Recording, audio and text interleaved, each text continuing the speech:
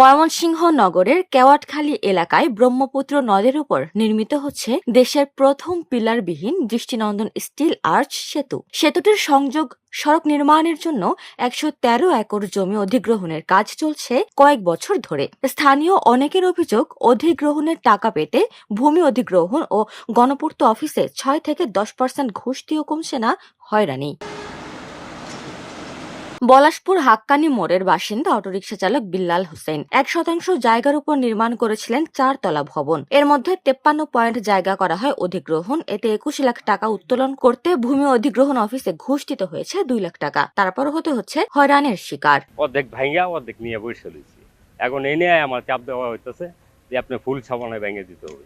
তো আমি ফুল ছাপানা স্যার ভেঙে দিব, আমার তো ছাপানা ৭০-৮০ লক্ষ টাকা, আমি পাইছি শুধু ১১ লক্ষ টাকা। আমি এই যে ১১ লক্ষ টাকা নিয়ে আমি কোথায় যাব? জাস্ট ৫টা ছেলে পেলে এটি নিয়ে আমি কোথায় যাব? ২ লক্ষ টাকা আমি ঘুষ দিছি, টোটাল আমি ২১ লক্ষ টাকা পাইছি। পাওয়ার পরে ২ লক্ষ টাকা ঘুষ দিয়ে আমি ১৯ লক্ষ টাকা আমার হাতে বুঝতে পাইছি ক্যাশ। এখন তো আমার জীবন নিয়ে আমি একটা দোকান টঙের দোকান ঘরে আছি, এখন বাসা করবার সাহসও পাইতেছি না। তার মতো একই এলাকার রবিন এবং হাজেরা বেগম সহ জমি অধিগ্রহণের প্রাপ্য টাকা পেতে অনেকেই অধিগ্রহণ এবং গণপূর্ত অফিসে দিতে হচ্ছে ঘুষ। তারপরেও মিলছে না সুবিধা।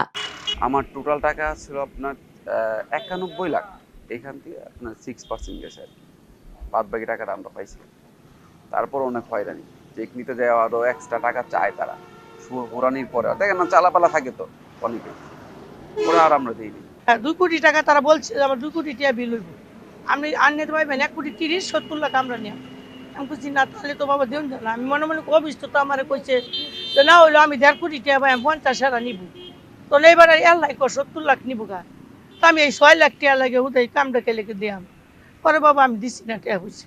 এই কেয়াখালির এক লোক এই ৩ তলা বাসায় ১৫০ শতাংশ জমির উপরে উনি পাইছে ২ কোটি টাকা বিল, আর আমার ৫ তলা বাসা আমি পাইছি ১,২৪ লাখ টাকা। তাইলে আমার টাকা মাইরে দিচ্ছে ৭০ লাখ।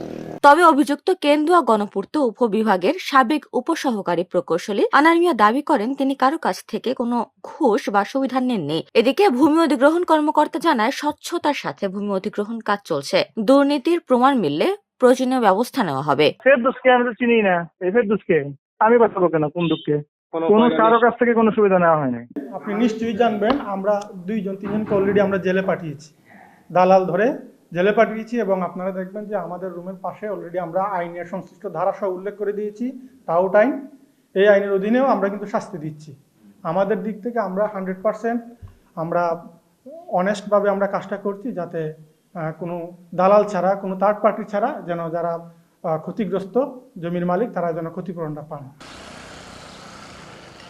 উপমা রায়, সোনালী নিউজ।